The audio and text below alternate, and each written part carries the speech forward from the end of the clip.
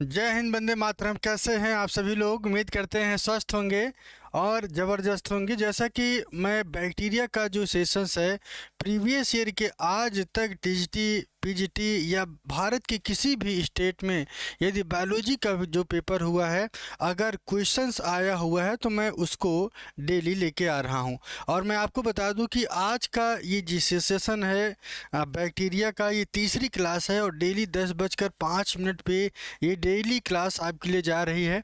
ठीक है, और यहाँ पे ध्यान रखिएगा, एक एक इस क्लास की अगर हम बात करें, इस क्लास की सबसे खास बात ये है कि इस क्लास में ऑपरेशन वाली कक्षा है। ये यहाँ पे 4 ऑप्शन तो हैं, लेकिन ये ऑपरेशन वाली कक्षा का हमने आप नाम दिया है क्योंकि इस क्लास के दौरान हम एक्सप्लेनेशन उस हर पॉइंट को करते हैं जहाँ से आप कंफ्यूज होते हैं, जहाँ से आपको लगता है ये क्वेश्चन नहीं हो पाएगा, उन सभी चीज़ों को लेकर हम चलते हैं। तो इसके पहले वायरस के ढेर जितने भी क्वेश्चन अभी तक आए हैं लगभग मैंने उसको करा दिए हैं, और लगभग अभी तक मुझे 14,000 क्वेश्चन को कराना है। कितना? लगभग 14,000 क्वेश्चंस को कराना है, और उस 14,000 क्वेश्चंस को मैं लगातार डेली धीरे धीरे ही चलेंगे लेकिन ज़बरदस्त तरीके से चलेंगे। क्लास करने से पहले एक लाइन स्टार्ट आती है, सुनिएगा, बहुत ही खूबसूरत लाइन है। ये लाइन कहती है कि गिरना मंजूर है मुझे, गिरना मंजूर है मुझे, बस रुकना नहीं है। रुकना मंजूर नहीं है, मंजिल चाहे कितनी भी दूर हो लेकिन हार माना मेरी फितरत नहीं है। तो मेरे प्यारे साथियों, मेरे प्यारे बच्चों, मेरे प्रिय, मेरे जो भी हैं, आप जो भी कॉन्सेप्ट दे रहे हैं इसको बखूबी देखिएगा क्योंकि इसमें जो बड़ी मेहनत लग रही है और बड़ा मेहनत के साथ हम आपके साथ आ रहे हैं। ठीक है, बहुत वर्कआउट हो रहा है, तो सारी चीज़ें आ रही हैं। तो चलिए देखते हैं, आज का सेशन स्टार्ट करते हैं। शून्य से शिखर की ये जो कहानी है, जिससे बायोलॉजी में कुछ भी नहीं आता है वो बायोलॉजी यहाँ से सीख कर जाएगा, इस बात को मैं आपको भरोसा दिलाता हूँ। ठीक है, तो चलिए पहला क्वेश्चंस क्या है।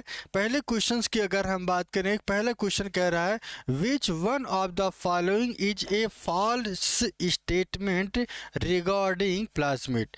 ध्यान रखिएगा, पहला क्वेश्चन ही कह रहा है कि सर ये बताइए कि प्लाज्मिड के रिकॉर्डिंग में इन 4 ऑप्शंस में कौन सा स्टेटमेंट फॉल्स है, गलत है।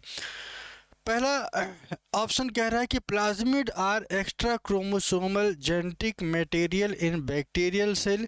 क्या ये पूरी तरीके से सही है? कमेंट जरूर करिएगा।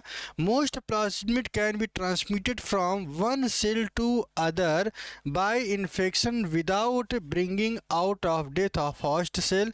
तीसरा ऑप्शन है plasmid can be integrate into the host cell chromosome. And fourth option is plasmid are integral but inner part of genetic material. ध्यान रखिएगा, 4 ऑप्शंस है और इन 4 ऑप्शंस में ही आपका जवाब छुपा हुआ है। ठीक है, तो पहले आप ये क्लियर हो जाइएगा कि क्वेश्चंस को पहले सॉल्व करने का सबसे अच्छा तरीका क्या है कि पहले पूरे ऑप्शंस को टटोलना है। ठीक है, और जब ऑप्शंस को आप समझ जाएंगे तो उसी के अंदर जो आपको फैक्ट निकल के आए वो करिए, क्योंकि ऑपरेशन वाली कक्षा है। तो पहले देखते हैं, plasmid are extra material found in the bacterial cell में। क्या ये लाइन सही है? क्या ये लाइन सही है? क्या ये लाइन सही है? हाँ, ये लाइन पूरी तरीके से सही है क्योंकि प्लाज्मिड को ये लाइन जो है पूरी तरीके से डिफाइन करती है। तो फर्स्ट ऑप्शन जो है पूरी तरीके से ये जो स्टेटमेंट है ये सही है। दूसरा, most plasmid can be transmitted from one cell to other cell by the infection without bringing about death of host cell. बिना किसी भी सेल के डेथ होने के बाद भी कोई एक सेल दूसरी सेल से आसानी से ट्रांसफ़र ट्रांसफ़र हो सकता है, हाँ ये हो सकता है। और ये जो प्रोसेस होती है कॉन्जुगेशन के द्वारा होती है। किसके द्वारा? कॉन्जुगेशन के द्वारा होती है। और कॉन्जुगेशन ही एक प्रोसेस है जहाँ से एक बैक्टीरिया का जो डोनर है, ध्यान रखिएगा, एक बैक्टीरिया का जो डीएनए होता है दूसरे बैक्टीरिया तक आसानी से पहुंच जाता है। और इसके लिए जो रिस्पॉन्सिबल कैटेगरी है उसे हम क्या कहते हैं? प्लाज्मिड कहते हैं। क्या कहते हैं? प्लाज्मिड कहते हैं। तो सेकंड जो ऑप्शन है ये भी पूरी तरीके से सही है।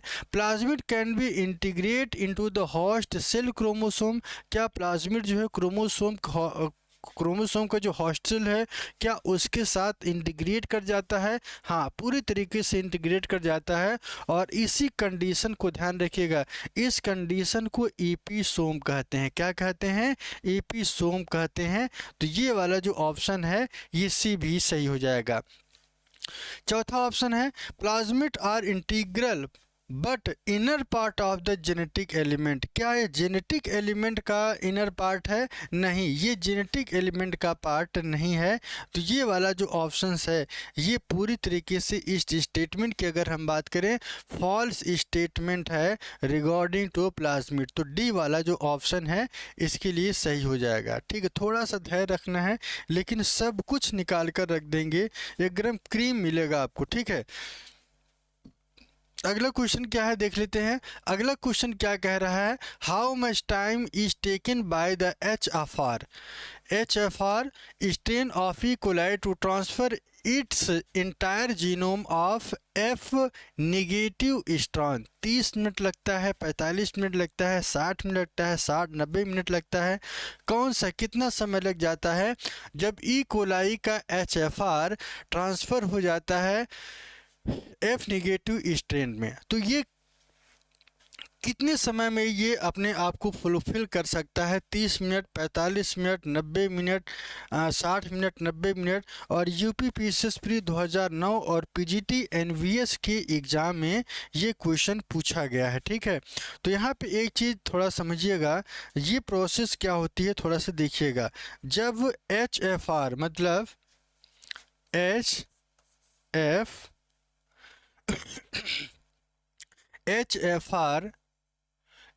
आर निगेटिव जो है क्रॉस करता है एफ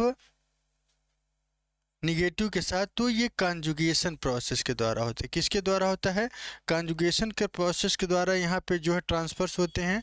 ठीक है, अच्छा दूसरी एक कंडीशन और क्या बनती है? दूसरी एक कंडीशन ये बनती है कि ये कितने मिनट में भर जाता है।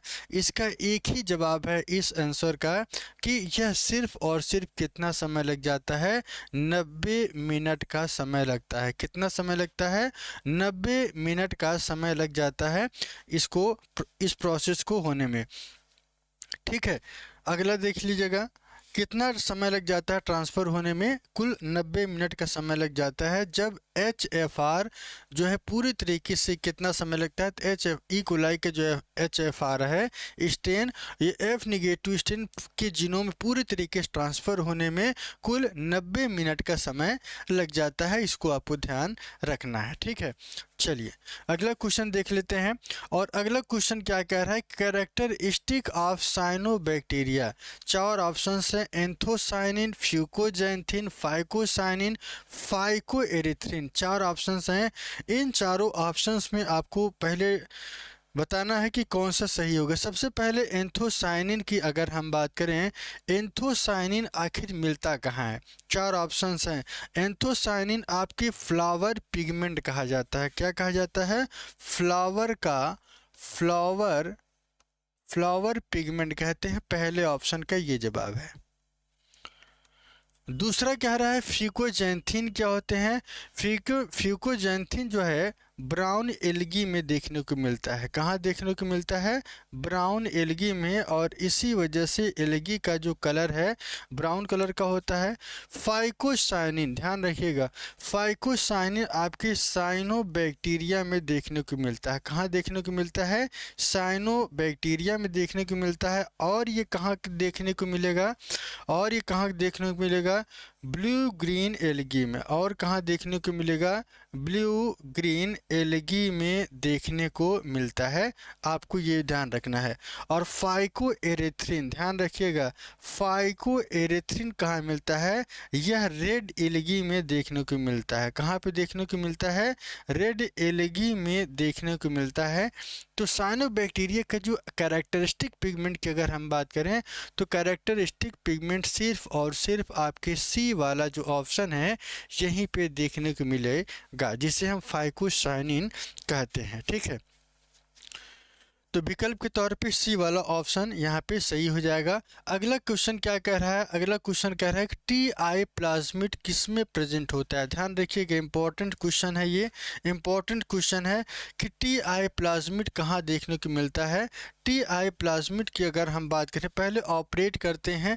T I plasmid, T I plasmid आपको इसी में देखने को मिलता है, किसमें? एग्रोबैक्टीरियम में। जबकि साइनोबियम और क्लेमाइडोमोनास ये एक तरीके के ऑर्किड प्लांट हैं। कैसे प्लांट हैं? ऑर्किड टाइप के प्लांट हैं। ठीक है, और बाकी सिजगियम को क्या कहते हैं? ये एक तरीके का प्लांट होता है, आपने जामुन का नाम सुना होगा। यह सिजगियम जो है इसी तरीके के प्लांट में आपको देखने को मिलता है। तो अगर ऑप्शंस की अगर हम बात करें, जब आपसे टी आई या आर आई प्लाज्मिड के बारे में पूछा जाए तो ये सिर्फ और सिर्फ किस बैक्टीरिया में देखने को मिलता है? एग्रोबैक्टीरिया में देखने को मिलता है। तो ए ऑप्शन जो है पूरी तरीके से सही हो जाएगा। क्या हो जाएगा? ए वाला जो ऑप्शन है यह पूरी तरीके से सही हो जाएगा। एलटी ग्रेड बायोलॉजी जीआईसी के पेपर में 2015 में यह प्रश्न पूछा गया है। ठीक है, अगला क्वेश्चन देख लेते हैं। Cyanobacteria growing in green light appear as. Cyanobacteria जो है ग्रीन लाइट में कब दिखता है? Red colour, violet colour, green colour या ब्लू कलर। चार ऑप्शंस हैं। साइनोबैक्टीरिया जो है लाइट ग्रीन लाइट कलर में किस कलर में देखने को मिलता है? तो यहाँ पे आपको चार ऑप्शंस हैं। पहले ऑप्शंस को पढ़ना है और फिर ऑप्शन को देखते हुए कौन सा ऑप्शन सही है, क्या है, ये आपको तय करना है। अगर आपको पता है तो आप कमेंट कर सकते हैं। ठीक है, तो यहाँ पे अगर हम विकल्प की अगर हम बात करें तो साइनोबैक्टीरिया जब भी ग्रीन लाइट में कन्वर्ट होता है तो ये आपको रेड कलर में दिखाई देता है। किस कलर में? रेड कलर में। क्यों? क्योंकि जब जब बरसात के मौसम में होता क्या है कि ये साइनोबैक्टीरिया जितने भी प्लांट हैं वो लाइट को एब्जॉर्ब कर लेते हैं, और जैसे ही लाइट को एब्जॉर्ब करते हैं तो वहाँ से जो फोटोसाइनिन रिलीज होता है, और फोटोसाइनिन की वजह से इनका जो कलर है वो कलर कैसा हो जाता है? रेड कलर का हो जाता है। तो विकल्प बी की बात करें तो ये तो होना ही नहीं है, ग्रीन कलर नहीं होता है और ब्लू भी नहीं होगा। तो ये जो कलर है सिर्फ और सिर्फ किस कलर का चेंज होगा? रेड कलर का। ठीक है, अगला क्वेश्चन देख लेते हैं। अगला क्वेश्चन क्या कह रहा है कि gene transfer in bacteria by the transformation has a following characteristic. चार ऑप्शंस हैं। Majority of donor gene are transfer, it involve a plasmid infection of the recipient, it depend on phage infection of the recipient cell, it can be carried out by using a free DNA extracted from the and donor. Jharkhand के exam में PGT में 2014 का ये question पूछा गया है, और ये क्वेश्चन बहुत ही इंपॉर्टेंट है, ध्यान रखिएगा। इस क्वेश्चंस की अगर हम बात करें बहुत ही इंपॉर्टेंट क्वेश्चन है। ठीक है, तो चलिए देखते हैं। सबसे पहले अगर हम विकल्प के तौर पे चलें तो ए मेजॉरिटी ऑफ डोनर जीन का ट्रांसफ़र होगा, तो कौन सा कैरेक्टरिस्टिक बैक्टीरिया में जीन के ट्रांसफ़र के लिए रिस्पॉन्सिबल है? ठीक है, तो यहाँ पे ध्यान रखिए, पहला तो रिस्पॉन्सिबल नहीं है, क्योंकि आप भी जानते हैं कि जीन का जब भी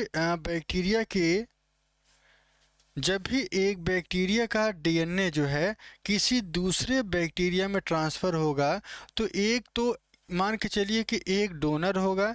ये कौन है? डोनर कैरेक्टर है, ये डोनर कैरेक्टर है, और ये जो है रिसिपिएंट है। कैसा कैरेक्टर है? ये रिसिपिएंट है। ठीक है, अब यहाँ से जो डीएनए का प्लाज्मिड होगा, डीएनए इसका जो प्लाज्मिड होगा इस सेल का, इस सेल का जो प्लाज्मिड का जो जीन्स होंगे, ध्यान रखिएगा, जीन के पहले क्या होगा, जीन के पहले डीएनए होगा, और डीएनए के अंतर्गत ही जो जीन पाए जाते हैं वह सबसे पहले प्लाज्मिड के द्वारा जो एक्स्ट्रा क्रोमोसोमल जेनेटिक मटेरियल्स होते हैं उसके द्वारा एक बैक्टीरिया से दूसरे बैक्टीरिया में ट्रांसफ़र होता है। कैसे ट्रांसफ़र होता है?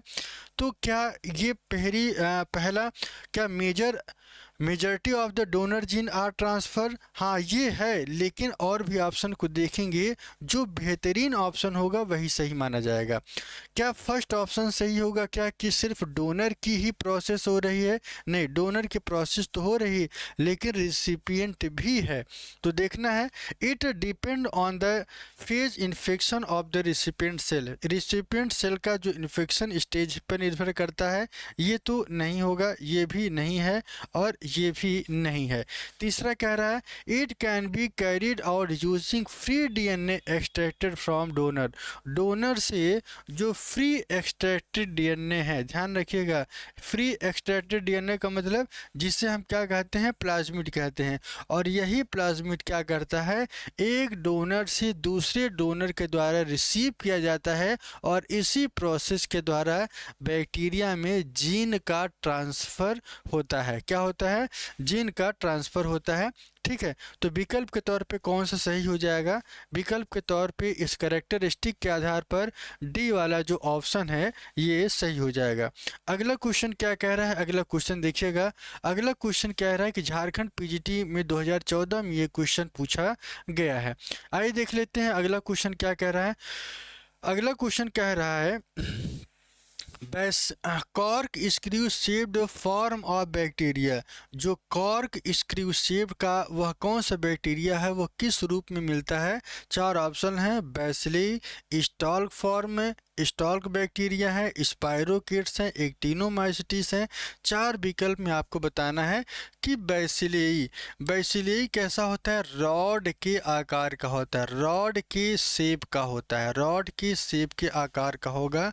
और इनके अगर हम शेप की बात करें तो इनका शेप कुछ इस रेड रॉड लाइक स्ट्रक्चर देखने को मिलता है।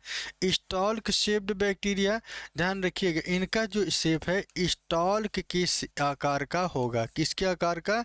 स्टॉल्क के आकार का होता है। कुछ इस तरीके से आपको देखने को मिल सकते हैं।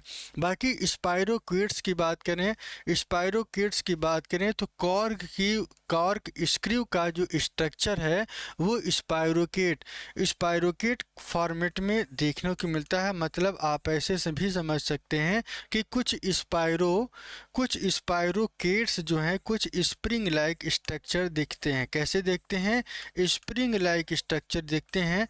तो आपको ध्यान रखना है कि स्पाइरोकिट्स का जो स्ट्रक्चर है वो कॉर्क स्क्रू शेप्ड में पाया जाता है, स्पाइरोकॉर्स का।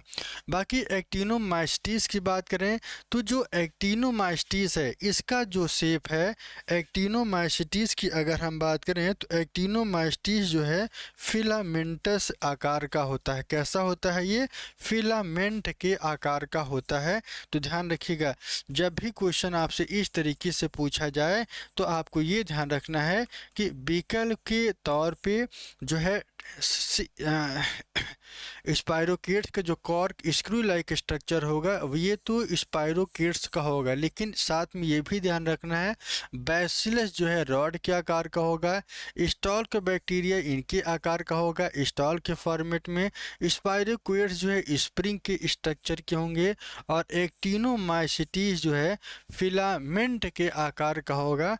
तो ध्यान रखिएगा यहाँ पे जो ऑप्शंस हैं वो ऑप्शंस क्या हैं? सी वाला ऑप्शन इसका सही हो जाएगा।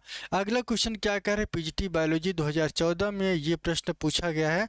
अगला क्वेश्चन है कि which one is known as filamentous. थोड़ा सा ये पहले क्वेश्चन से रिलेटेड है, ध्यान रखिएगा, थोड़ा सा ये पहले वाले क्वेश्चन से रिलेटेड है, लेकिन क्या फ़र्क है आइए पहले ऑपरेट करेंगे फिर हम लोग देखते हैं।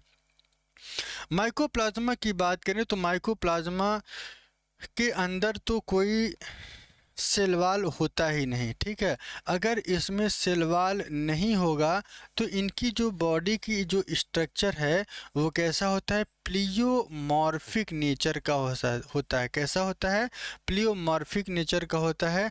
मतलब आप ये भी कह सकते हैं इनकी बॉडी जो है जोकर लाइक हो सकती है। मतलब अपने स्वरूप को ये किसी भी तरीके के किसी भी तरह से अपने स्वरूप को ये बदल सकता है। आई थिंक ये कह सकते हैं कि जोकर की तरह इनकी बॉडी की स्ट्रक्चर्स हो सकती हैं। स्पाइरोकिड्स की बात करें तो स्पाइरोकिड्स जो है स्प्रिंग के आकार के होते हैं। कैसे होते हैं, स्प्रिंग के आकार के होते हैं, ठीक है। और एक्टिनोमाइस्टिस कैसा होता है, फिलामेंटस होता है। कैसा होता है, यह एक फिलामेंटस बैक्टीरिया कहलाता है। तो ध्यान रखिएगा, जब भी फिलामेंटस बैक्टीरिया पूछा जाए या ये पूछा जाए कि एक्टिनोमाइस्टिस किससे बिलोंग करता है तो आपको ये सही करके आना है। बाकी डी भी आपको ऑपरेट करके दे रहे हैं। डी का मतलब क्या है, विब्रियो। विब्रियो का जो स्ट्रक्चर होता है वह कॉमा की तरह होता है। कैसा होता है, कॉमा के आकार का, कॉमा शेप्ड में ये आपको देखने को मिलता है। तो ध्यान रखिएगा, विब्रियो जो है कॉमा के आकार का होता है। कैसा होता है, कॉमा के शेप का होता है। तो ये आपको ध्यान रखना है। मतलब ऑप्शन की तरफ से जो देखा जाए सी वाला जो ऑप्शन है ये पूरी तरीके से सही हो जाएगा, ठीक है। चलिए अगला क्वेश्चन देख लेते हैं। अगला क्वेश्चन है, spirochaetes of cyanobacteria, species of cyanobacteria responsible for the red color of Red Sea। ये क्वेश्चन ये कह रहा है कि ये बताइए कि वह कौन सी ऑब्जेक्ट या कौन सी चीज़, कौन सा ऑब्जेक्ट रिस्पॉन्सिबल है कि समुद्र का जो पानी है रेड कलर का हो जाता है। ध्यान रखिएगा, ये आपको बताना है कि समुद्र का कलर किसकी वजह से रेड हो जाता है। चार ऑप्शंस हैं, क्रोकोकोकस है, लिंगबाया है, ट्राइकोडेस्मी बेरिथ्रियम है, नॉस्टॉक है। अगर आपको पता है तो आप इसके बारे में बता सकते हैं। तो आइए देखते हैं, एक एक ऑप्शंस को पहले ऑपरेट करेंगे। सबसे पहले अगर हम क्रोकोकोकस की बात करें तो यह किस टाइप का बैक्टीरिया है, यह एक साइनो बैक्टीरिया है। क्या है ये, यह एक साइनो बैक्टीरिया है। क्या है, यह एक साइनो बैक्टीरिया की तरह दिखाई देता है। जबकि लिंगबाया की बात करें, ध्यान रखिएगा, जबकि लिंगबाया की बात करें यह एक यह एक फिलामेंटस बैक्टीरिया है। कैसा बैक्टीरिया है, फिलामेंटस बैक्टीरिया है। और ये साथ ही साथ कैसा होता है, साइनो बैक्टीरिया होता है। क्या होता है, साइनो बैक्टीरिया के नेचर का देखने को मिलता है। बाकी ट्राइकोडेस्मियम एरिथ्रियम जो है यही वो ऑब्जेक्ट रिस्पॉन्सिबल है कि समुद्र के जो रेड कलर को कलर करने के लिए यही रिस्पॉन्सिबल है। ध्यान रखिएगा, ट्राइकोडेस्मियम एरिथ्रियम, कभी आप भूल जाएं तो आपको ये वाला शब्द याद रखना है, एरिथ्रियम। एरिथ्रियम का मतलब भी होता है रेड कलर। क्या होता है, रेड कलर। और यह रेड कलर जो है समुद्र के जो कलर को रेड कलर कर देता है। क्यों, क्योंकि इसमें एरिथ्रियम नामक पिगमेंट पाया जाता है जो रिस्पॉन्सिबल होता है रेड कलर को बदलने के लिए, ठीक है। नॉस्टॉक की बात करें, नॉस्टॉक हो या एना बिना हो, नॉस्टॉक हो या एना बिना हो, ये नाइट्रोजन का फिक्सेशन करते हैं। क्या करते हैं, नाइट्रोजन का फिक्सेशन में काम करते हैं। तो ये आपको ध्यान रखना है। तो विकल्प के तौर पे चार ऑप्शंस हैं और इन चार ऑप्शंस में हमने आपको डिटेल में बता दिया। और इस क्वेश्चन का जो सबसे सही और सटीक जवाब है सी वाला ऑप्शन यहाँ पे सही हो जाएगा, ठीक है। अगला क्वेश्चन क्या कह रहा है, अगला क्वेश्चन देखिएगा, विच of the following bacteria is parasite on other bacteria. वो ऐसा कौन सा बैक्टीरिया है जो दूसरे पे पैरासाइट होता है। चार विकल्प हैं, चार विकल्प में एक है बिडेल्वो विब्रियो है, थायोथ्रिक्स है, ई कोलाई है, बीजिया टोवा है। चारों को ऑपरेट करेंगे तभी इसका जवाब समझ में आएगा, ठीक है। सबसे पहले मैं आपको बता दूं कि बिडेल विब्रियो जो है यह एक तरीके का ग्राम निगेटिव बैक्टीरिया। कैसा बैक्टीरिया है? यह एक ग्राम निगेटिव बैक्टीरिया है। कैसी बैक्टीरिया है? यह एक ग्राम निगेटिव बैक्टीरिया है। पहली चीज, पहला पॉइंट आपको ये। थायोथ्रिक्स की बात करें तो थायोथ्रिक्स जो है, थायोथ्रिक्स भी एक ग्राम निगेटिव सल्फर बैक्टीरिया है। कैसा बैक्टीरिया है? थायोथ्रिक्स जो है ये भी एक ग्राम निगेटिव सल्फर बैक्टीरिया है। कैसा बैक्टीरिया है? यह एक सल्फर बैक्टीरिया को दिखाता है। ठीक है। ई कोलाई की अगर हम बात करें, यह ह्यूमन के इंटेस्टाइन में पाया जाने वाला है। यह कहाँ मिलता है? ह्यूमन के इंटेस्टाइन में, ह्यूमन के इंटेस्टाइन में देखने को आपको मिलता है। बीजियोटोवा की बात करें, यह एक तरीके का सल्फर बैक्टीरिया है। कैसा बैक्टीरिया है? सल्फर बैक्टीरिया होता है, आपको ध्यान रखना है। ठीक है। तो विकल्प के तौर पे जो बीजियोटोवा है इस रिस्पॉन्सिबल है किसके लिए? सल्फर के लिए। ई कोलाई ह्यूमन की इंटेस्टाइन पाया जाता है। थायोथ्रिक्स ग्राम निगेटिव सल्फर बैक्टीरिया कहते हैं। और बेडल विब्रियो जो है ग्राम निगेटिव बैक्टीरिया है। अब प्रश्न ये बनता है कि सर ये बताइए कि कौन सा बैक्टीरिया दूसरे पे पैरासाइट के फॉर्मेट में आपको देखने को मिलता है? तो ध्यान रखिएगा, यह विकल्प की अगर हम बात करें तो बीडल विब्रियो ही एक ऐसा है जो पैरासाइट के फॉर्म में दूसरे बैक्टीरिया पे देखने को मिलता है। ठीक है। तो ये भी स्पेशल कैरेक्टर भी जानते रहिए और प्रश्न के साथ साथ आप ये भी देखते रहिए कि और क्या नई चीज़ मिल रही है। हो सकता है कुछ नया चीज़ ही मिल जाए। ठीक है। पिछली बायोलॉजी 2015 में ये वाला जो प्रश्न है आपको देखने को मिलेगा। अगला क्वेश्चन है which is absent in Archie bacteria. Archie bacteria में क्या एब्सेंट है? पॉलीसेकेराइड, पेप्टाइडोग्लाइकान, लिपिड या प्रोटीन? ध्यान रखिएगा, आर्की बैक्टीरिया में एब्सेंट होता है पेप्टाइडोग्लाइकॉन। आर्की बैक्टीरिया में ये तो पूरे तरीके से एब्सेंट होता है, तो आंसर तो यही होगा। लेकिन पॉलीसेकेराइड की अगर हम बात करें तो पॉलीसेकेराइड जो है कुछ मात्रा में, पॉलीसेकेराइड जो हैं कुछ मात्रा में आपको आर्की बैक्टीरिया में देखने को मिलता है। लिपिड की बात कर लें तो लिपिड यहाँ पे रिस्पॉन्सिबल नहीं है। प्रोटीन की बात करें तो ये दोनों भी इसके लिए रिस्पॉन्सिबल नहीं है। तो ध्यान रखिएगा, पेप्टाइडोग्लाइकॉन सिर्फ और सिर्फ बैक्टीरिया का स्पेशल कैरेक्टर को रिप्रेजेंट करता है। ठीक है। तो विकल्प के तौर पे बी वाला जो ऑप्शन है ये सही हो जाएगा। अगला क्वेश्चन क्या कह रहा है?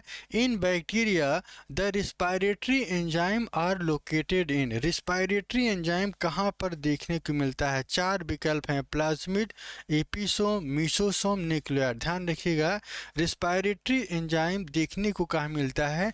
जब भी आप किसी बैक्टीरिया का स्ट्रक्चर बनाते हैं तो इस बैक्टीरिया के जो आउटर लेयर है, ध्यान रखिएगा, आउटर लेयर के अंदर की तरफ एक परत मिलती है जिसे इनर मेम्ब्रेन कहते हैं। क्या कहते हैं? इनर मेम्ब्रेन कहा जाता है। और इस इनर मेम्ब्रेन, इस आउटर मेम्ब्रेन में,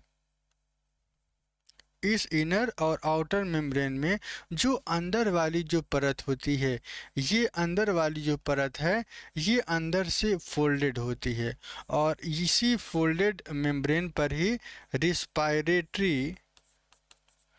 रिस्पायरेटरी एंजाइम देखने को मिलता है।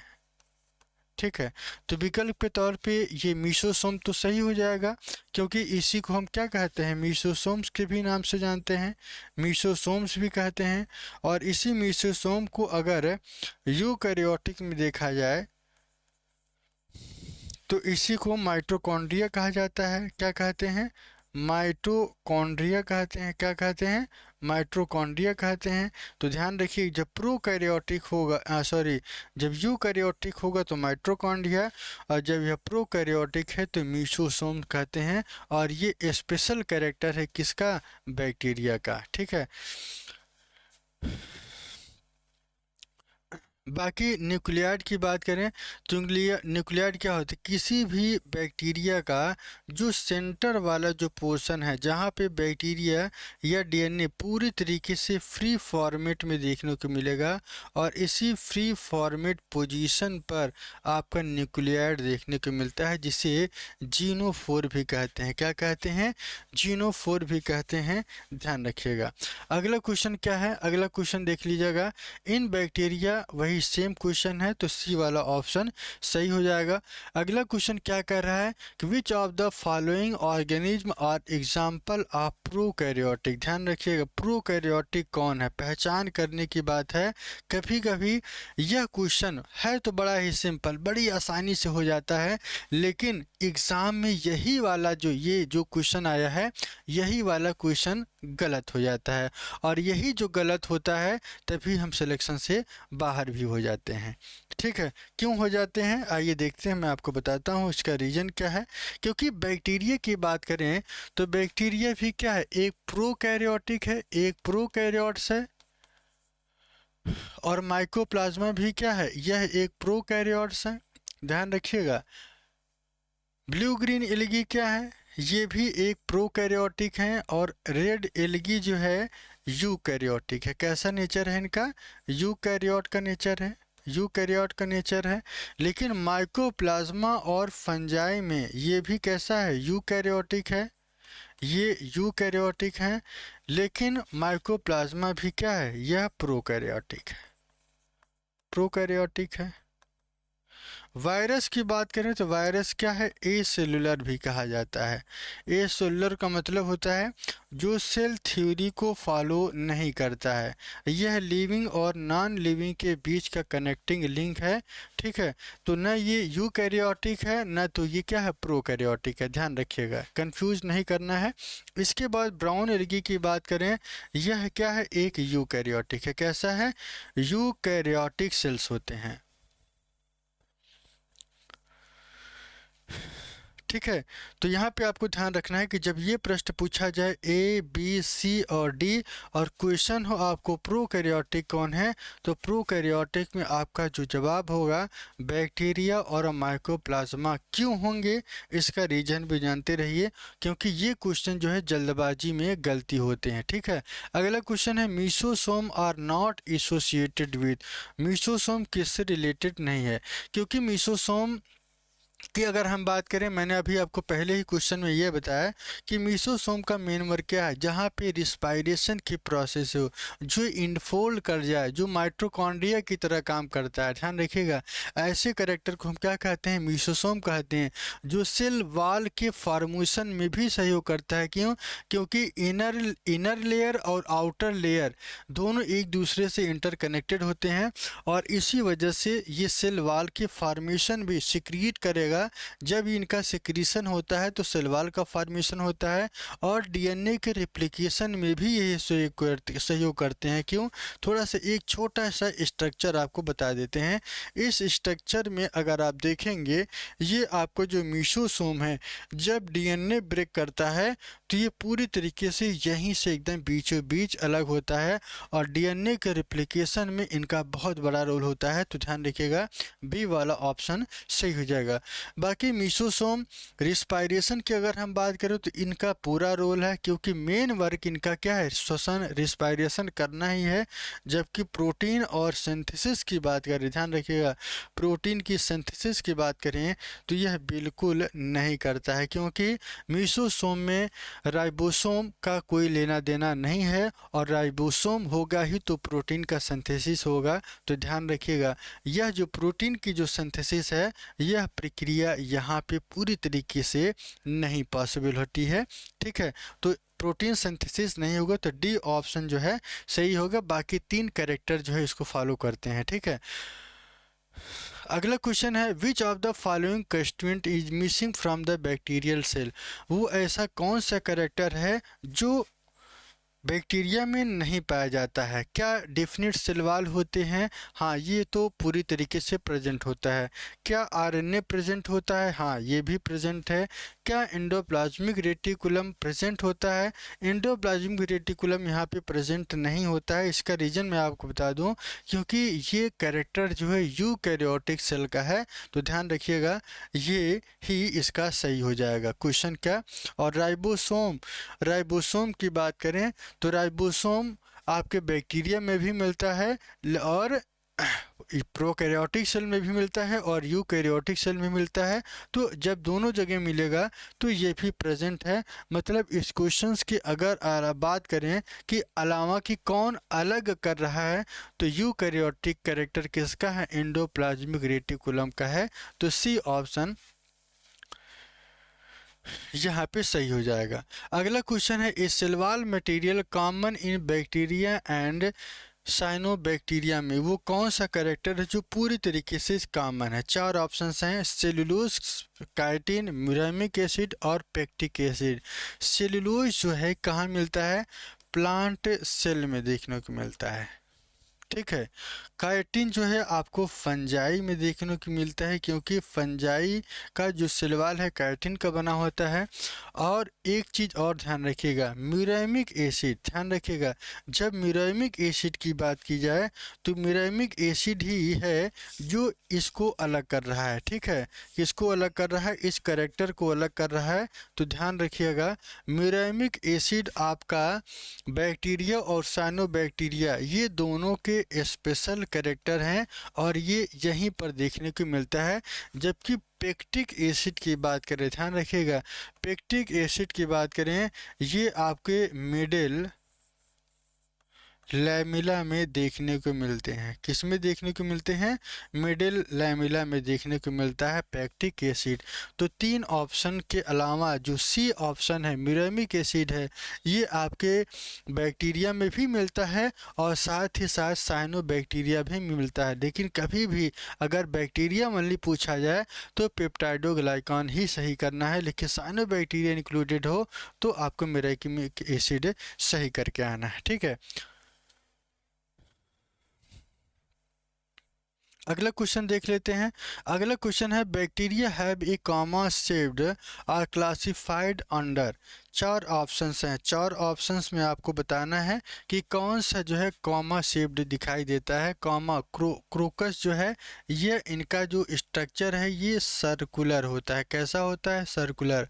और बैसिलस जो है रॉड शेप्ड होता है। कैसा होता है? रॉड शेप्ड होता है। विब्रियो जो है कॉमा शेप्ड होता है। कैसा होता है? कॉमा शेप्ड होता है। ध्यान रखिएगा क्या शेप्ड होगा इनका?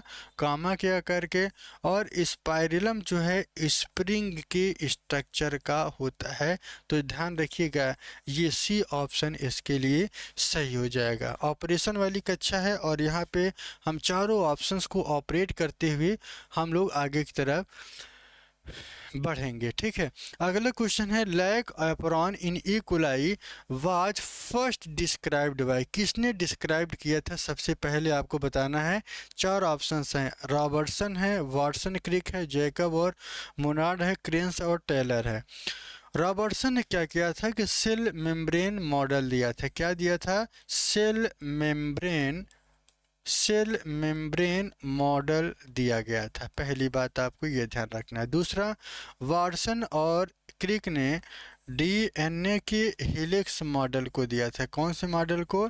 डीएनए के हेलिक्स मॉडल को दिया था।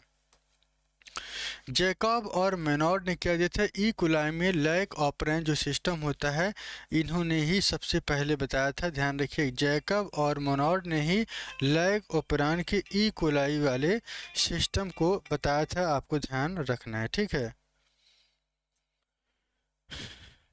क्रेन्स और टायलर की बात करें तो इनका इस प्रश्न से कोई लेना देना ही नहीं है, ठीक है, ध्यान रखिएगा।